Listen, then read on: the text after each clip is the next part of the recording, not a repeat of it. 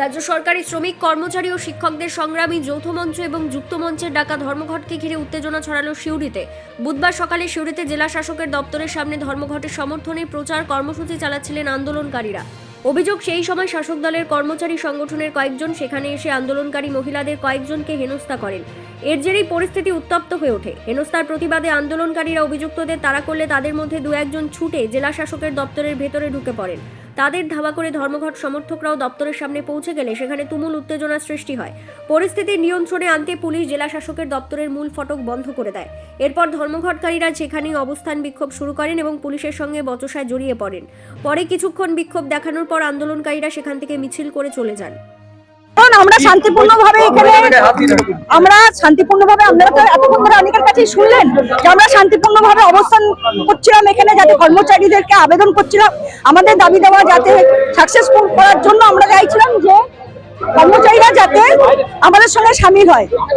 আমরা যারা আমাদের অনুরোধ যারা রাখিনি, যারা ঢুকতে চেয়েছে তাদেরকে আমরা ঢুকতে দিয়েছি, কিন্তু আমরা দেখেছি একজন সিওমএইচএস স্টাফ সে একটা টিমকে নিয়ে এসে আমাদের ওপর ধাক্কা দিয়ে, মহিলাদেরকে ধাক্কা দিয়ে সরিয়ে সে গেম অফিসে ঢুকেছে। এটা আমাদের কাছে প্রশাসনের কাছে কাম্য নয়। মহিলাদেরকে তো চর্চা করে মানেনি, মহিলাদেরকে ধাক্কা দেওয়া মানে হাত থেকে কি বোঝেন আপনারা? মহিলার গায়ে হাত দেওয়া বলতে কি বোঝেন? যে আমরা গাড়ি করে আছি, বাইকের থেকে ভেঙে যাওয়াটাকে কি বলবেন আপনারা?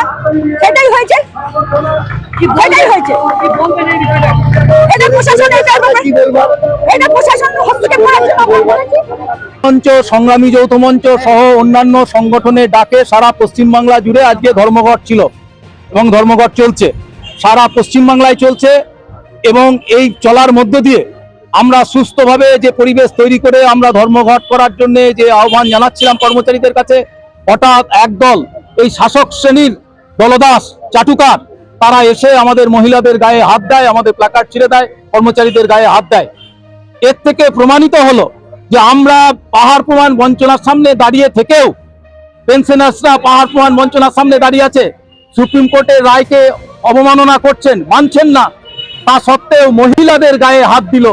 মানে এর থেকে প্রমাণিত হলো এই রাজ্য সরকারের আমলে সরকারি কর্মচারী মহিলারাও এই যে যারা দুষ্কৃতকারী আছে তাদের হাত থেকে তারা রেহাই পাচ্ছে না। এর বিরুদ্ধে এখনো লড়াই চলছে। আমরা প্রশাসনের সঙ্গে কথা বলছি, যতক্ষণ না পর্যন্ত ওই দলদাস কর্মচারী যারা রসে বসে আছে, তাদের এই ডিএ দরকার নেই, তারা রসে বসে আছে, তারা প্রশাসনের কাছে সরস টেবিল নেয় এবং আমাদের তারা বদলি করে দেয়, সেই ধরনের আমরা বদলিকে ভোঁটা করে দিয়েছি অস্ত্র, আমরা বদলিকে ভয় পাইনি। তাই দেখলেন আজকে এই কর্মচারীদের মহিলাদের এত জমায়েত। আমরা এই যারা মহিলাদের গায়ে হাত তুলেছে, এই প্ল্যাকার্ড ছিঁড়েছে, আমাদের কর্মচারীদের গায়ে হাত দিয়েছে, তাদের বিরুদ্ধে উপযুক্ত শাস্তি চাই, তাহলে আগামী দিনে আরো বৃহত্তর লড়াইয়ের পথে নামবো। কারণ আমাদের এই যে বকেয়া মহার্ঘ ভাতা, সেই মহার্ঘ ভাতার সঙ্গে এই রাজ্য সরকার দ্বিচারিতা করছে। এই রাজ্য সরকার শুধুমাত্র সরকারি কর্মচারীদের জন্য রিভিউ পিটিশন করেছে এবং তিনি পাঁচিলের উপরে দাঁড়িয়ে আছেন, তিনি জানেন যে কোনো সময় করে যেতে পারেন, তাই তিনি বলছেন যে ডিসেম্বর পর্যন্ত সময় দেওয়া হোক। এই যে দ্বিচারিতা কর্মচারীদের সঙ্গে, যত উন্নয়ন করছে উন্নয়নের কারিগর রাজ্য সরকারি কর্মচারী, শিক্ষক, বোর্ড, কর্পোরেশন, পঞ্চায়েতের সমস্ত স্তরের নেতারা, কিন্তু কর্মচারীরা কিন্তু এই কর্মচারীদের তিনি অবহেলা করছেন, অবজ্ঞা করছেন, কুকুরের সঙ্গে তুলনা করছেন, ঘেউ ঘেউ করো না, মিউ মিউ করো না বলছেন। কর্মচারীদের দেওয়ালে পিঠ ঠেকে গেছে, তাই কর্মচারীরা, মহিলারা আজকে আক্রান্ত এবং এই সরকারের আমলে আক্রান্ত হচ্ছে। আমার নাম উজ্জ্বল মুখোপাধ্যায়, আমি যৌথ মঞ্চের একজন নেতৃত্ব এবং রাজ্য কোঅর্ডিনেশন কমিটির নেতৃত্ব। বীরভূম থেকে প্রসেনজিৎ সরকারের রিপোর্ট, বিগ নিউজ বাংলা।